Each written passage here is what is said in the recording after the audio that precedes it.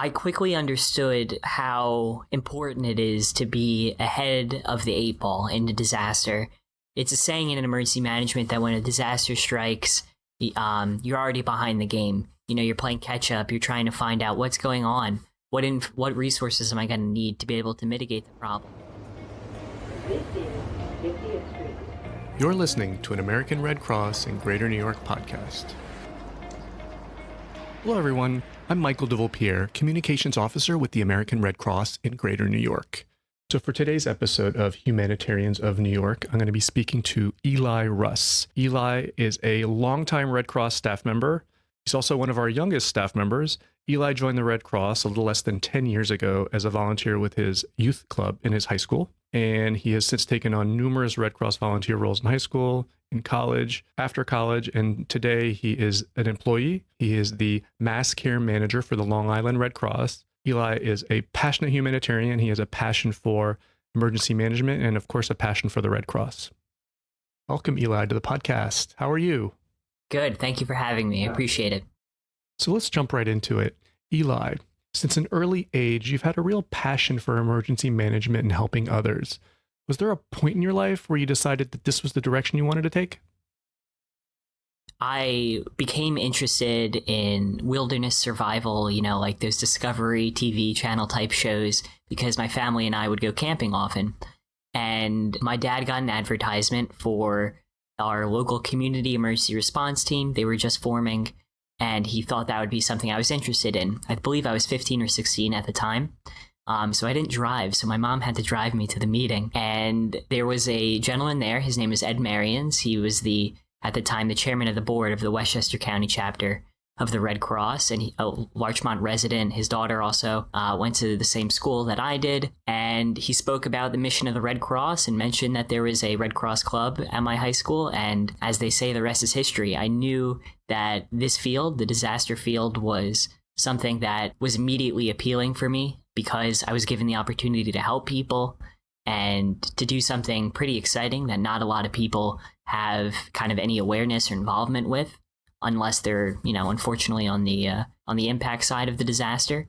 So it was a time that even though I was younger, I don't forget, because it was a light bulb that clicked in my head. I just, at the time, I don't think realized how big of a light bulb that really was. So you've talked about a couple different people who've had a significant, I think, influence on your career and on your life and on your path. Ed Mariams, I believe was a bit of a mentor, you could say, and your sister as well. So there was another organization called Kids for World Health that my sister was involved with, and it had to do with trying to fundraise for and gain awareness for neglected tropical diseases in Africa and other impoverished places on the globe.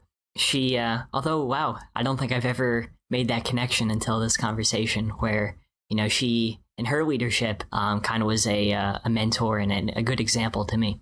It was that and getting involved with my synagogue youth group where I really started to get a taste of organizations and organizational management and how to run a team and manage a group of people. I've known you for several years now, Eli, and I've seen you grow, and I've seen you grow personally and professionally, and it's with a lot of pride just as a Red Crosser.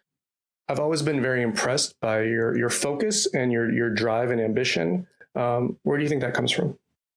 It definitely comes from my family history.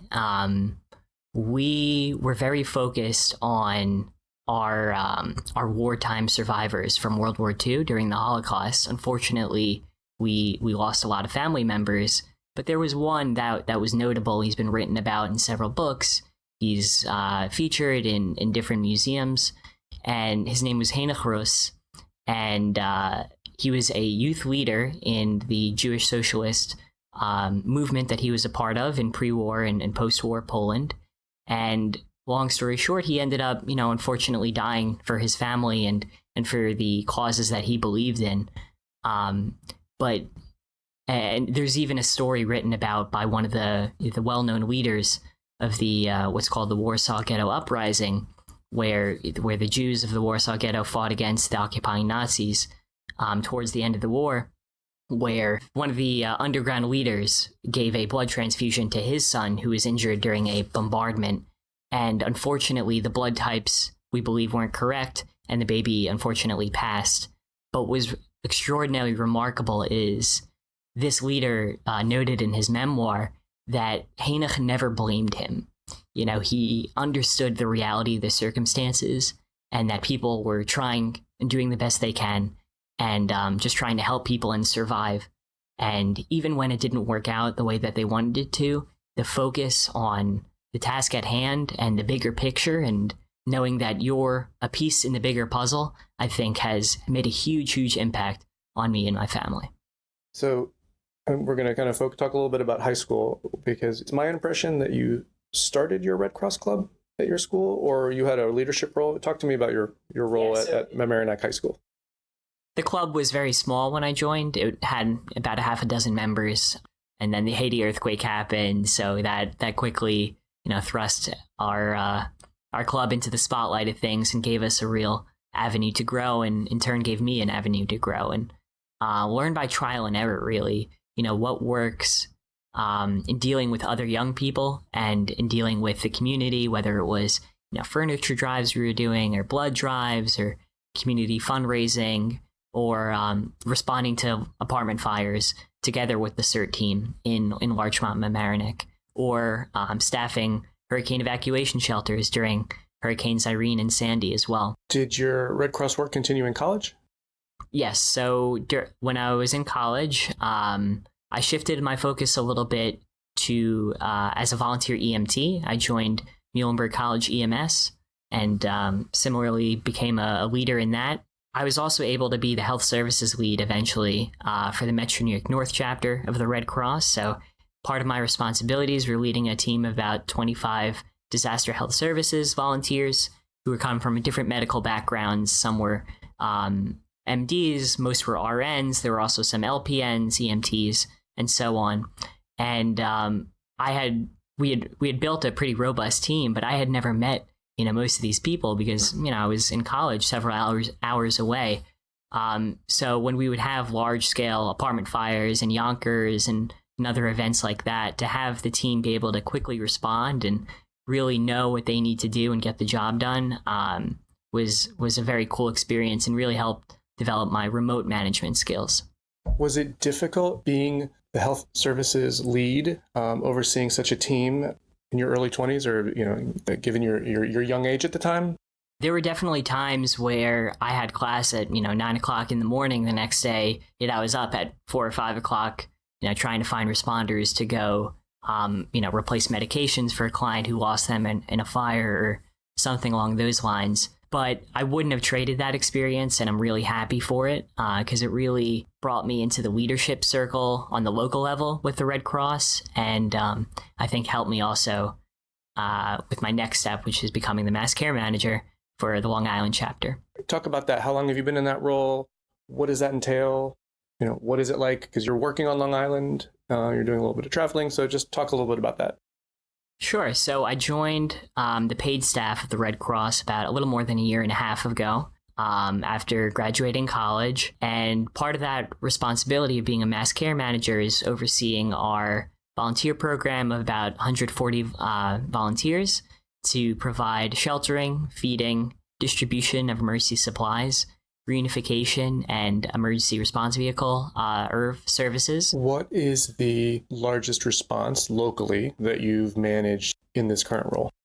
I would say the Westbury train derailment from, I think, about 2 weeks ago that we had, unfortunately, a packed commuter train during rush hour on the LIRR hit a occupied vehicle. The three people in that vehicle unfortunately died. There were a number of people that were injured, and we ended up canteening for first responders for about 2 full days after the initial accident, serving about 1,100 meals and snacks using about 20 volunteers. And this was the first time that I have been in the field leading a mass casualty incident response. I've been able to kind of combine my EMS background as an EMT along with some of my medical examiner knowledge and my Red Cross knowledge to become a subject matter expert in mass casualty incident planning and response. I quickly understood how important it is to be ahead of the 8 ball in a disaster.